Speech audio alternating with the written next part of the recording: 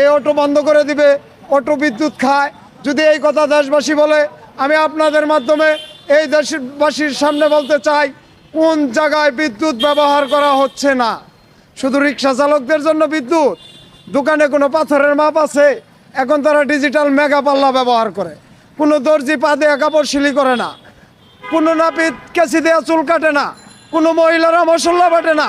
আপনারা রান্না করার জন্য প্রেসার কুকার, গরম করার জন্য ওভেন, কাপড় ধোয়ার জন্য ওয়াশিং মেশিন, রুম গরম করার জন্য হিটার, গরমে ঠান্ডা পাওয়ার জন্য এসি, সব কিছু ব্যবহার করবেন। আর রিক্সা চালকদের গাড় ধরে রিক্সা চালাবেন। এ দেশে ডিজিটাল কোনো স্বপ্ন তাদের জীবনে পাইতে দিবেন না। এই ষড়যন্ত্রের রায় এই দেশবাসী মেনে নেবে না। অটো রিক্সা বন্ধ করে দিবে, এটা আমাদের কোনো দুঃখ নাই। আমরা এ দেশের নাগরিক, আমাদের খেটে খাওয়ার অধিকার আছে না?